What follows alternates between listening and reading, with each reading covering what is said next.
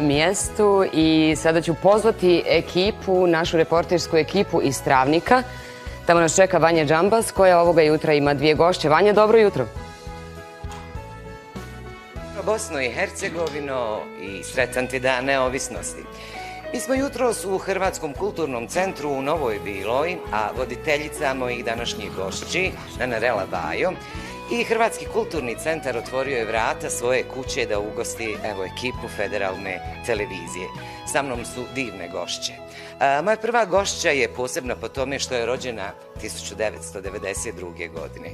Ona se zove Arija i Arija, dobro jutro. Dobro jutro svim gledateljima i sretan dan neovisnosti. Evo, posebna si po tome i s tobom razgovaramo, rođena si u godini neovisnosti Bosne i Hercegovine. Je li bilo teško odrastati u tom periodu? Pa ja kao dijete rođeno 1992. godine i ne pamtim drugačiju državu. Moje odrastanje, moje djetinjstvo je bilo jako lijepo, na stranu te ratne godine koji se srećom ne sjećam. Moja mladost je bila ispunjena jako lijepim stvarima, stoga meni osobno nije bilo teško samim tim što sam odrasla u obitelj koja je puna glazbenika, što čini moje djetinjstvo i mladost još ljepšim. Arija, hvala. A moja druga gošća je menadžerica Lašvanskih diva, ona se zove Ilijana. Ilijana, dobro jutro. Dobro jutro Vanja, dobro jutro gledateljima Federalne televizije.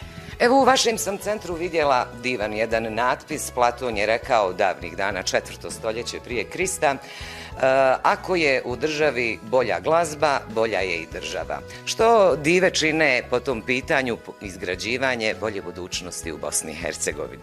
Platon je to dobro rekao, a mi moramo biti svjesni toga da je Bosna i Hercegovina domovina ljudi koji sa svim svojim različitostima doprinose bogatstvu Bosne i Hercegovine. Naša druga autorska pjesma nosi naziv Uz tebe smo Bosno i Hercegovino, za koju je tekst i glazbu napisala Ivana Janko Stupar, naša članica.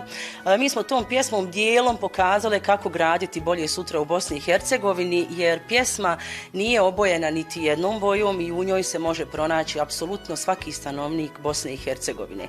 Mi svojim nastupima, svakim svojim nastupom, glazbom općenito i svojim pjesmama nastojimo graditi bolje odnose sa svima, a upravo ti bolji odnosi su i preduvjet za bolje sutra u Bosni i Hercegovini. Ilijana, hvala. Ja, dragi gledatelji, predlažem da poslušamo Uz tebe smo Bosno i Hercegovino.